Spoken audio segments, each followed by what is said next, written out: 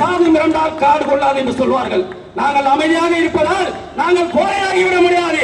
நாங்கள் வீடு கொண்டு இருந்தால் தமிழகத்தில் சொல்றோம், நீங்க வடநாட்டில் பார்த்திருப்பீங்க, ஆனா தமிழ்நாட்டில் பார்த்திருக்க மாட்டீங்க. பொறுமைக்கும் ஒரு எல்லை உண்டு. இந்த அரசை நாங்கள் எச்சரிக்கிறோம், எங்கள் பொறுமைக்கும் ஒரு எல்லை உண்டு. எங்கள் இந்துக்களை நசுக்குவதையும், எங்கள் இந்து தெய்வங்களை இழிவாக பேசுவதையும், எங்கள் இந்து கோவில்களின் சொத்துக்களை கொள்ளையடிப்பதையும், எங்கள் வழிபாட்டுகளில் தலையிடுவதையும் நீங்கள் நிறுத்திக் கொள்ள வேண்டும். இல்லை என்று சொன்னால் இன்னும் 6 மாத காலம் தான் உங்களுக்கு இருக்கிறது. உங்களுடைய ஆயுள் 6 மாத காலம் தான் இந்த ஆட்சி.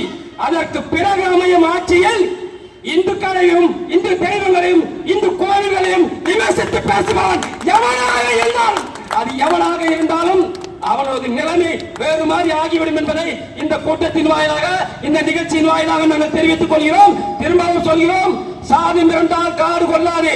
நாங்கள் பொறுமையாக இருக்கிறோம் என்று எங்களை கோழை என்று நினைக்காதீர்கள். எங்களுடைய எழுச்சியை நீங்கள் மதுரையில பார்த்திருப்பீங்க, முருகர் மாநாட்டில் பார்த்திருப்பீங்க.